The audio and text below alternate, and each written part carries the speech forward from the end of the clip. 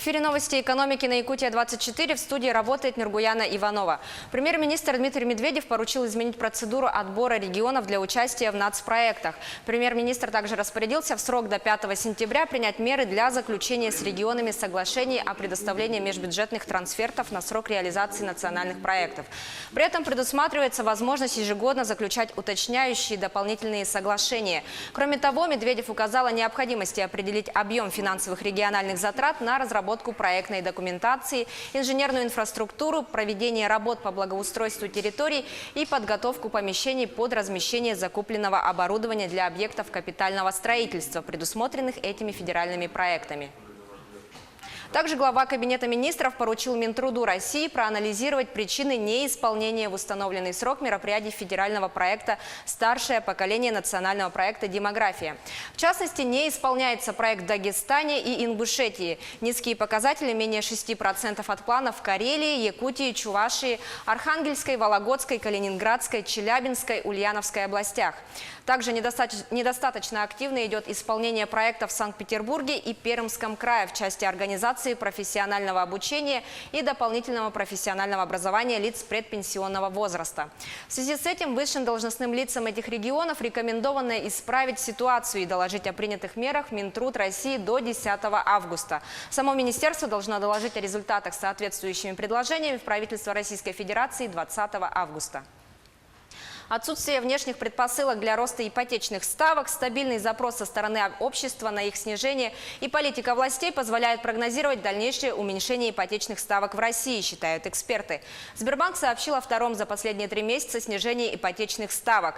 С 6 августа лидер российского ипотечного рынка снижает ставки по основной линейке ипотечных продуктов на полупроцентный пункт. Для зарплатных клиентов Сбербанка ставка на приобретение строящего жилья в ипотеку составит 9,6% готового жилья и 9,8%.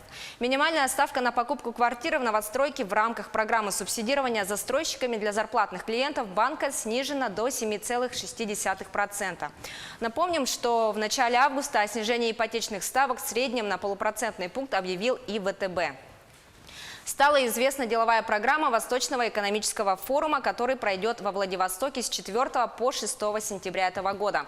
Она включает около 50 мероприятий. Программа поделена на 4 тематических блока: новые решения для ускорения экономического роста, создавая условия для бизнеса, Дальний Восток и АТР, развивая возможности для сотрудничества и новые решения для повышения качества жизни. В рамках блока «Новые решения для ускорения экономического роста» участники обсудят меры, необходимые для развития Дальнего Востока и повышения инвестиционной привлекательности региона. Например, территория опережающего развития, свободный порт Владивосток, программа «Дальневосточный гектар», меры финансовой и нефинансовой поддержки инвесторов. В рамках ВЭФ-2019 также запланированы 5 страновых бизнес-диалогов представителей российского бизнеса с участниками из Японии, Индии, Китая и Республики Корея. Компания «Полиметалл» рассматривает возможность приобрести миноритарную долю в проекте в секторе редкоземельных металлов. Подробности не уточняются, но, по мнению экспертов, речь может идти о Тамторском месторождении в Якутии, так как в России количество крупных проектов редкоземельных металлов достаточно ограничено. Среди вариантов эксперты рассматривают Зашихинское месторождение в Иркутской области, Чуктонское в Красноярском крае, Африкандовское в Мурманской области. Кроме того, есть достаточно крупные объекты и в странах ближнего зарубежья. Напомним, что «Полиметалл» является крупнейшим в России производителем серебра и одним из ведущих золотодобытчиков.